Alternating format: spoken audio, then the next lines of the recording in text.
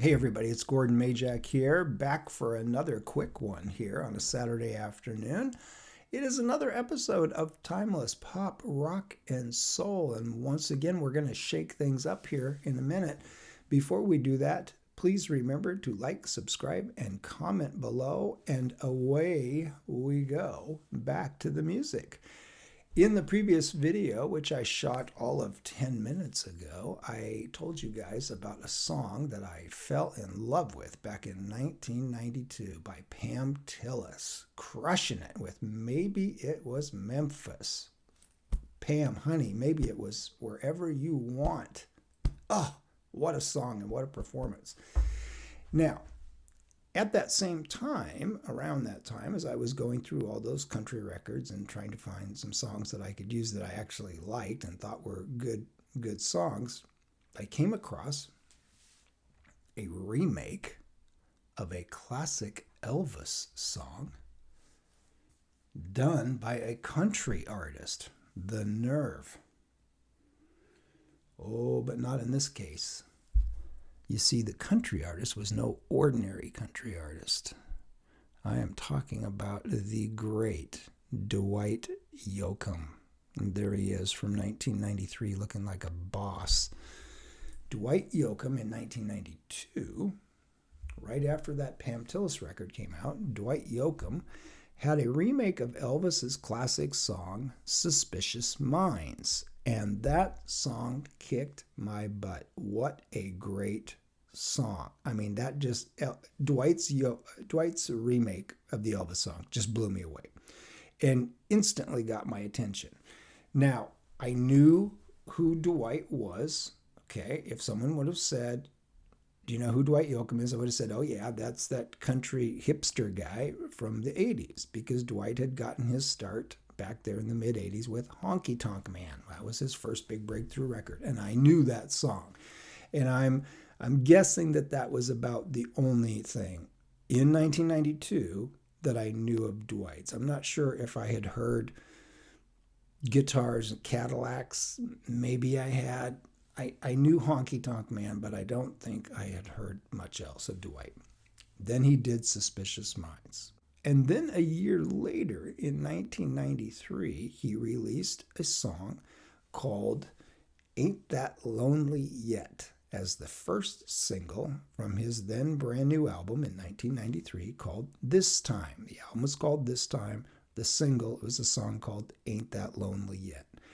And as if I wasn't already starting to kind of get the message with Dwight and starting to really grasp what an extraordinary talent he is on so many levels, this song just took it to another level with me.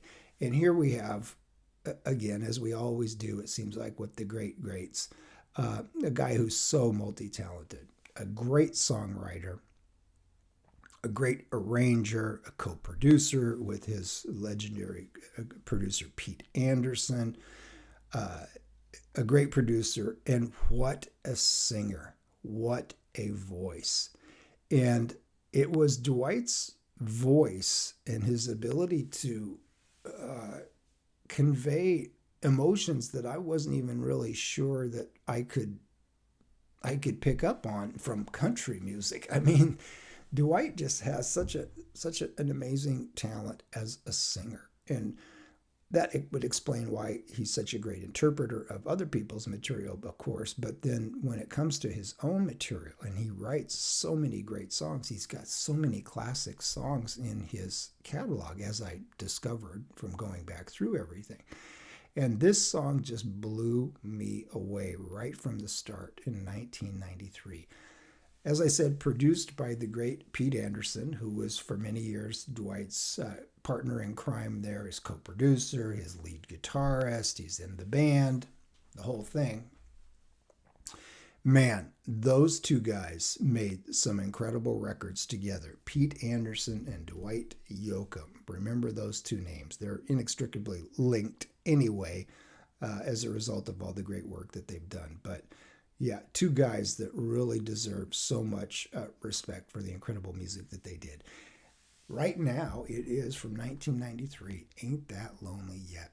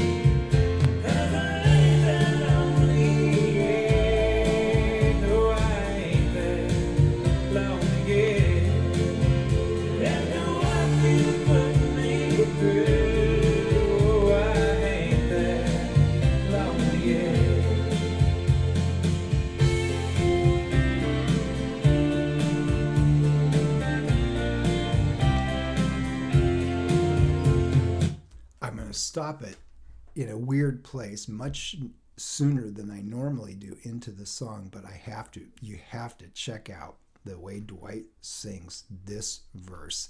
Listen to this. First of all, the lyric is such a great lyric to sing, such a fun lyric to sing.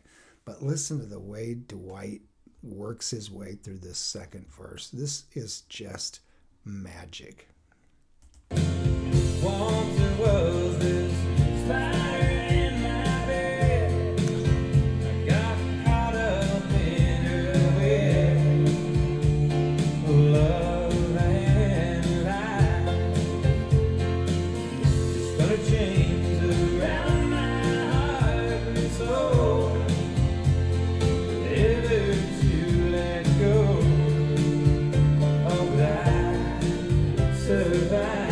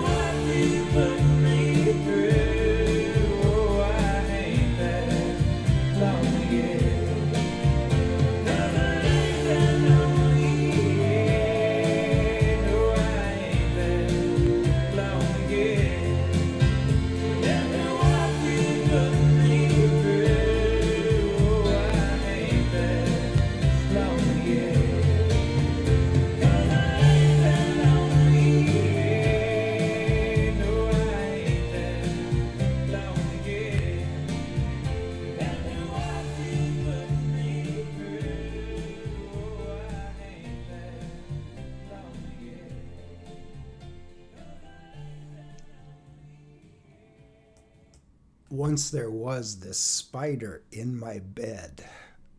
I got caught up in her web. That is just one of the best lyrics of all time in any genre of music. So there I am in 1993, an avowed hater of country music for the most part. And Dwight releases this album, and I'm telling you right now, find the album. This Time is the album.